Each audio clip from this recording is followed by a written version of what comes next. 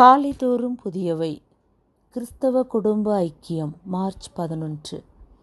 விவாகம் பண்ணிக்கொண்டவர்களுக்கு நான் அல்ல, கர்த்தரே கட்டளையிடுகிறதாவது, மனைவியானவள் தன் புருஷனை விட்டு பிரிந்து போகக்கூடாது. 1 கொரிந்தியர் 7:10. ஒரு பிரசித்தி பெற்ற பெண் நீதிபதி ஒரு உலகளாவிய பிரசங்கியாரிடம் தற்கால கிறிஸ்தவ குடும்ப ஐக்கியத்தை பற்றி சொல்லி, இன்று அதிகப்படியான விவாகரத்து கிறிஸ்தவ குடும்பங்கள்தான் உள்ளது என்று கண்ணீர் வடித்தார்களாம்.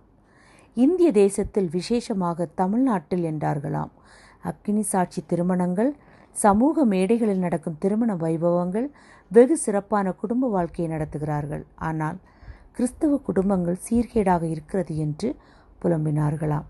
நமது ஆண்டவரும் எசேக்கியேல் 5:7-9 ஒரு புலம்பல் பாடுகிறார்.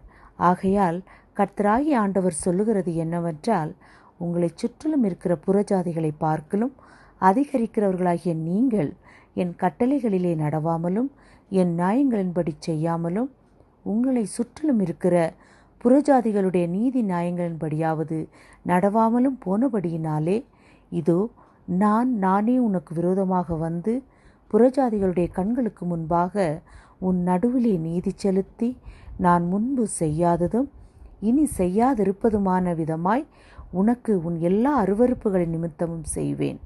எருசலேமை சுற்றி புறஜாதியார் வாழ்ந்தது போல ஒவ்வொரு கிறிஸ்தவ குடும்பமும் புறஜாதியார் மத்தியிலே வைத்திருக்கிறார். கர்த்தர் தந்த கட்டளைகளை அக்கிரமமாக மாற்றி அவர் நியாயங்களை வெறுத்து அவர் கட்டளைகளில் நடவாமற் போனபடியால் விவாக மஞ்சம் தீட்டுப்பட்டது என்கிறார் கர்த்தர். இன்று பல காரணங்களால் குடும்பத்தில் சமாதானம் சீர்குலைகிறது. விசேஷமாக வேலை பார்க்கும் இடங்களில் தகாத உறவுகள், அக்கம் பக்கத்திலுள்ள வீட்டாரோடு வேண்டாத பழக்க வழக்கங்கள், வேலை பார்க்கும் இடங்களில் உயர் அதிகாரியை பிரியப்படுத்த கேவலமான பொழுதுபோக்குகள் என்று அநேக காரியங்கள் அடுக்கிக் கொண்டே போகலாம். நித்திரையை விட்டு எழுந்திருக்கத்தக்க வேலையாயிற்றென்று நாம் காலத்தை அறிந்தவர்களாய் இப்படி நடக்க வேண்டும்.